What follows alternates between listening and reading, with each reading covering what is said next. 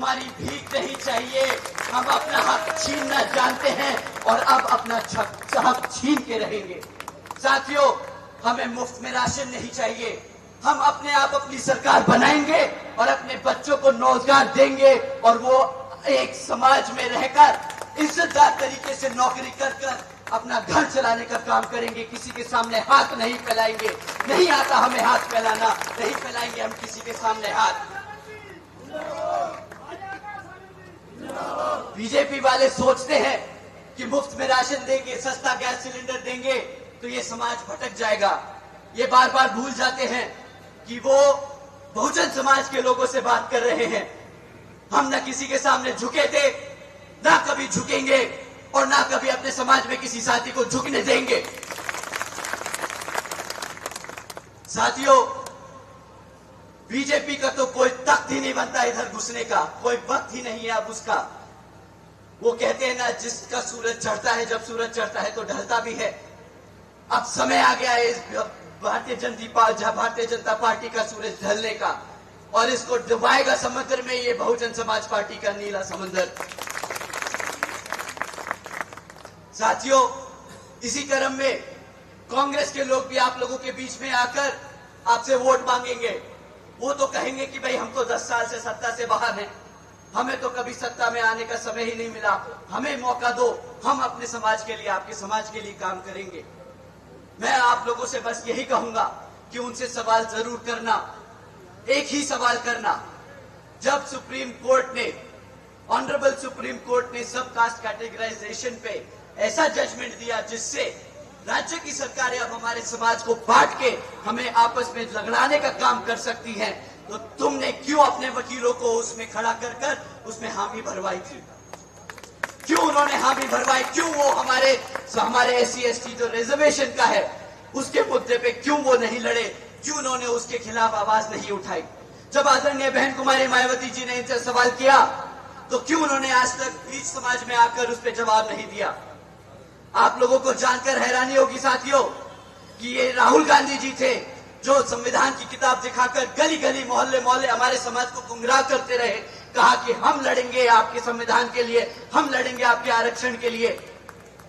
आज जब आरक्षण खतरे में है, आज जब संविधान से छेड़खानी की जा रही है, तो राहुल गांधी जी कहां है? कहां है कांग्रेस? अब सब चुप बैठे हैं, अब कोई आवाज नहीं उठाएगा। परंतु जब वोट मांगना होगा तो संविधान और आरक्षण सब याद आ जाएगा। हैं? हमारे समाज के ऊपर, तो हमारे समाज का तुम्हें वोट तो चाहिए, पर हमारे समाज के लिए आज तक तुमने एक काम नहीं किया। बाबा साहब डॉक्टर भीमराव अंबेडकर जी को भारत रत्न दिया इन लोगों ने, दिया कि नहीं दिया? ये हमारे बाबा साहब को नहीं बर्दाश्त कर सके, आपको लगता है हमारे समाज को या हम उनके दिए हुए आरक्षण को बर्दाश्त करेंगे? साथियों, जिस पार्टी के खून में संविधान का क्रोध है, जिस पार्टी के खून में हमारे बाबा साहब के लिए आदर सम्मान नहीं है, क्या आपको लगता है उस पार्टी के वंशज आज आप लोगों के लिए, हक के लिए खड़े हो सकते हैं, लड़ सकते हैं? आप हाथ उठा के बताइए कि क्या आपको लगता है कांग्रेस पार्टी हमारे समाज के लिए लड़ सकती है? साथियों, ये सिर्फ मगरमच्छ के आंसू टपकाने का काम कर सकते हैं। आएंगे, रोएंगे, भीख मांगेंगे वोट की, परंतु अगर ये गलती से सत्ता में आ गए तो अगले 5 साल हमें भिखारी बना देंगे। मैं अच्छी तरीके से जानता हूं कि किस तरह इनकी नीयत है, किस तरह ये लोग सोचते हैं और किस तरह ये लोग हमारे समाज का इस्तेमाल करते हैं। और हमारा 40% युवा जो बेरोजगार है, जो हमारा किसान भाई जिसकी जमीनें इन्होंने छीन कर प्राइवेट डेवलपर्स को दी थी कोड़ियों के दाम, वो जानता है इस चीज को। हमारी माताएं बहनें जिनके खिलाफ आए दिन अपराध होते हैं, वो जानती है कांग्रेस पार्टी के राज्य को, उनके शासनकाल को। साथियों, ये हाथ दिखाकर हमारा बहुत बेवकूफ बना चुके हैं। अगली बार ये हाथ देखे तो इसके झंडे को उतार के जमीन पर दफना देना, क्योंकि अब हाथी का समय है। अब हाथी चश्मा लगाकर धूल उड़ाने वाला है। साथियों, ये आपको चंडीगढ़ लेके जाने वाला है। साथियों, आप लोगों ने अपना इतना कीमती समय दिया, आपने हम सबकी बात इतने ध्यान से सुनी। आप लोगों ने आज तक अपने प्रत्याशी नेता अतरलाल जी को इतना प्यार और सम्मान दिया। मैं आप लोगों से और मैं क्या आदरणीय बहन कुमारी मायावती जी की भी यही आप सबसे अपील है कि आप ये भारतीय जनता पार्टी के लोग और कांग्रेस वाले जो नेता हैं, लोग हैं, इनके बहकावे में मत आइएगा। इन्हें साल दर साल, सत्ता दर सत्ता इन्हें हमारे समाज ने मौका दिया है, परंतु आज 70-75 साल बाद भी ना बीजेपी और ना कांग्रेस हमारे समाज में बीच में आकर एक काम हमें गिनवा सकती है। एक काम नहीं है इनके पास गिनवाने के लिए, तो ये आज तक नहीं तो आगे भी हमारे लिए कुछ नहीं करेगी।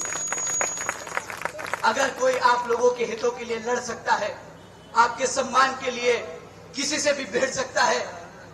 साथियों, आप सब तो जानते हैं, जब आदरणीय बहन कुमारी मायावती जी को राज्यसभा में अपने दलित समाज के बच्चे के लिए बोलने नहीं दिया गया, उसको इंसाफ के लिए, उसके लिए आवाज नहीं उठाने दी, तो आदरणीय बहन जी ने उन्हें चेतावनी दी थी कि अगर तुम मुझे राज्यसभा में नहीं बोलने दोगे तो ठीक है, मैं तुम्हें बाहर आके देखती हूँ। समय आ गया है उनकी चेतावनी को आज हकीकत में बदलने का। उखाड़ के फेंक देना है इस भाजपा पार्टी को और कांग्रेस पार्टी को। ये वो लोग हैं जो हमें पार्लियामेंट में नहीं बोलने देते, ये वो लोग हैं जो हमें गली मोहल्लों में नहीं घूमने देते, ये वो लोग हैं जो हमारी FIR नहीं लॉन्च होने देते। साथियों, ये लोग कोई मौका नहीं छोड़ते जिसमें हमारा समाज ना चल सके।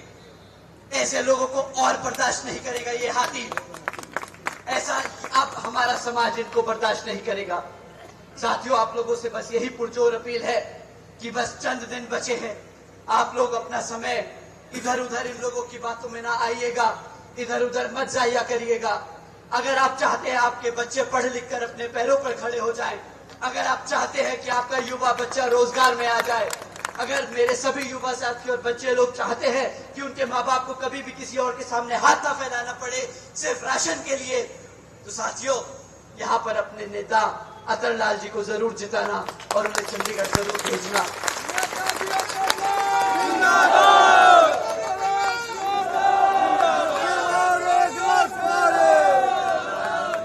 साथियों, जिस तरह यहाँ अटेली में नेता अतरलाल जी आप लोगों के बीच में घूम घूम कर आप लोगों का मनोबल बढ़ाने का, आपकी समस्याएं समझने का, आपकी समस्या को समाधान निकालने का तरीका ढूंढ रहे हैं, उसी तरह बसपा इनेलो के गठबंधन से नारनौल की जनरल सीट पे हमारे प्रत्याशी, हमारे उम्मीदवार नार सिंह दयामा वहां पे जनरल की सीट से लड़ रहे हैं और सब पार्टियों को चुनौती दे रहे हैं। मैं चाहूंगा कि आप लोगों से रिक्वेस्ट करूंगा कि आप लोग नारनौल की सीट पे जितने भी आपके रिश्तेदारी हैं, आप उन सबको फोन कर इनके हित के लिए आप लोग इनके सपोर्ट में आप लोग उनको वोट डालने का जरूर काम करें। साथियों, वहां पर बसपा इनेलो गठबंधन से इनेलो के सिंबल पे हमारे प्रत्याशी वहां पे लड़ रहे हैं, जिसका चुनाव चिन्ह चश्मा है। तो आप लोग भारी मतों से वहां चश्मा पे बटन दबाकर इन्हें जिताने का काम करें। और आपकी अटेली सीट पर नेता अतरलाल जी हाथी के सिंबल पर लड़ रहे हैं।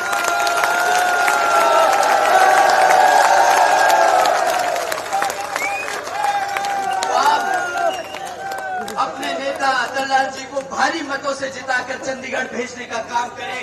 आप लोगों से यही एक खास तौर अपील है। आप लोगों ने अपना कीमती समय दिया, उसके लिए आपका सभी का धन्यवाद। जय भीम, जय भारत।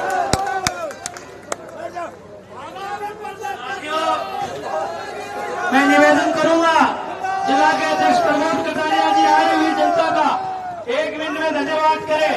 इसके बाद साथियों रोड शो पूरे अटेली विधानसभा के सभी सम्मानित साथियों, बुजुर्गों, नौजवान बहुत बहुत धन्यवाद जो माननीय नेता अतरलाल जी के समर्थन के लिए, आशीर्वाद देने के लिए, माननीय आकाशवाणी को आशीर्वाद देने के लिए आप सभी यहाँ पहुंचे। आपका बहुत बहुत धन्यवाद। और आप लोग ये सीट जीत चुके हैं, बस जीत से और हमें 1 लाख के पार करना है। बहुत बहुत धन्यवाद सभी साथियों का। और इसके बाद सभी अनुशासन बनाते हुए रोड शो का कार्यक्रम है। सभी अपनी अपनी गाड़ियों में आराम से बैठेंगे, पूरा अनुशासन आप लोग बनाए रखेंगे और अपनी अपनी गाड़ियों में शांति से बैठेंगे। यहाँ से रोड शो करने के लिए निकलेंगे। बहुत बहुत धन्यवाद सभी साथियों।